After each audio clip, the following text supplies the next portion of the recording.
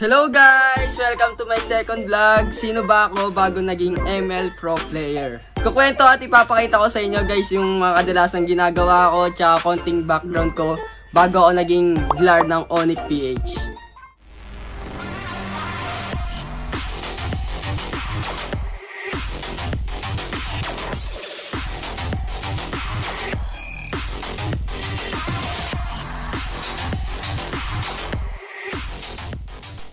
Bago ako nag-ML nun guys, addict na talaga ako sa paglalaro.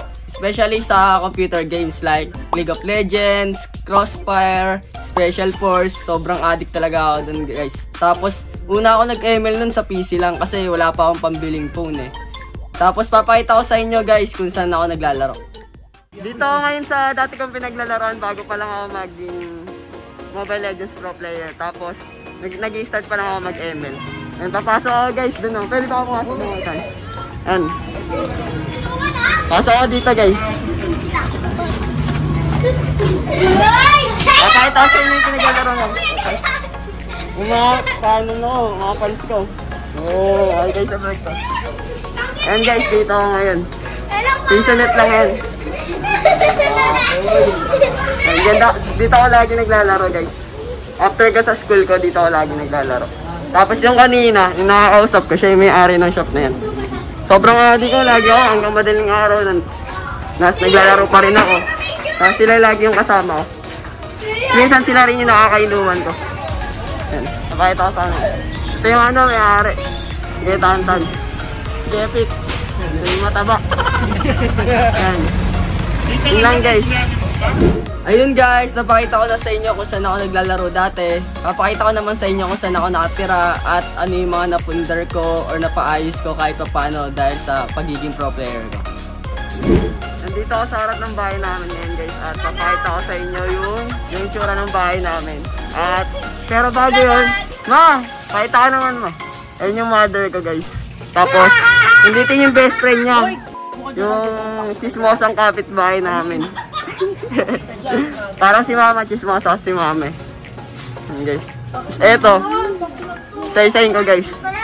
Eto yung ano namin, paupa namin yun guys. Ano? Paupa niya? Eto. Paupa din namin yan. Oo, paupa niya. Paupa ba ito? Tapos eto.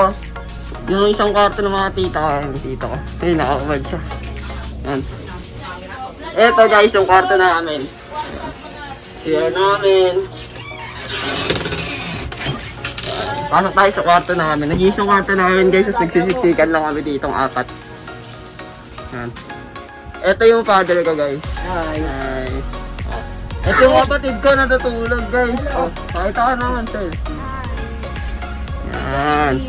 Nung di pa ako pro player, tapos wala pa ako masyadong kinikita. Yung bahay namin guys, ano lang, kahoy lang. Tapos yung kahoy pa nun sa ilalim nun, puro tubig lang. Yan. Ranasan namin yung ganun. Di ba ma? Tama ba yan? Tama. Tama, okay. Yun guys, sinur ko na kayo sa bahay namin.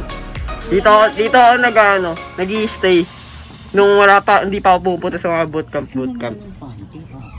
Masarap sa pakiramdam guys na kaya ko nang tumulong sa magulang ko habang ginagawa ko yung mga bagay na gusto ko. Nung time din yan guys, patapos na ako sa pag-aaral nun at mag-i-start na yung MPL Season 4 qualifiers. Tapos pinaforce na ako ng magulang ko na magtrabaho, pero sabi ko sa kanila, try ko lang to ma, isang beses lang. Tapos, kasi gusto ko talaga tong paglalaro eh, tsaka passion ko talaga eh. Tsaka pangarap ko talaga maging pro player guys. Tapos, kung hindi man ako papalaring makapasok ng magtatrabaho na lang talaga ako. Tsaka, wala naman akong sweldo dun sa dati kong pinaglalaroan eh. Nung time din yan guys, bago mag-MPL Season 4 qualifiers, nagkagulo yung team namin. Yung ibang members lumipat na ng ibang team, tapos naiwan na lang ako, si Venus, si Wise, tsaka si Zico. Tapos sumanap kami ng 2 players para makompleto yung lineup namin bago mag-qualifiers. Tapos napagbotohan namin na kunin namin si Yakno. Kasi grabe si Yakno guys, multi-role. Tapos 1k star siya, nakapag-adjust siya, offlane siya dati, tapos naging marksman siya.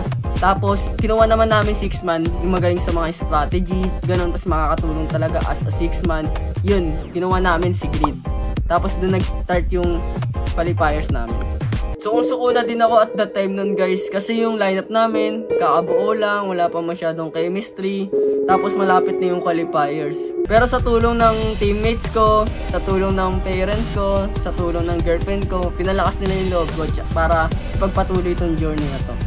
Nung time na magka-qualifiers kami, sobrang daming malalakas guys. Nandun yung Geekpam, Rumble Royale, Amplify, tsaka yung mga bata ni Boss Dogs. Tapos marami ring amateur na may mga potential din. Tapos, nung nakapasok kami main qualifiers, talo kami ng Geekpam, di na lower bracket kami. Tapos, ginapang namin yun hanggang sa nakalaban namin sa finals yung Geekpam. Tapos, dalawa kasing kukunin sa MPL Yun, Geekpam, tsaka kami. Tapos, dun din kami kinuha ng Onyx PH. Kaya sa mga gusto maging MPL dyan o maging pro player katulad ko, huwag kayong basta-basta susuko guys. At tandaan nyo, hindi basta-basta makakamit yun nang hindi nyo pinaghihirapan. Ika nga, diba? No pain, no gain. Katulad ko, nakatatlong MPL na kami, pero di kami sumusuko kasi pangarap namin yun eh. Thank you for watching guys, and don't forget to subscribe my YouTube channel, and see you on my next vlog. Peace.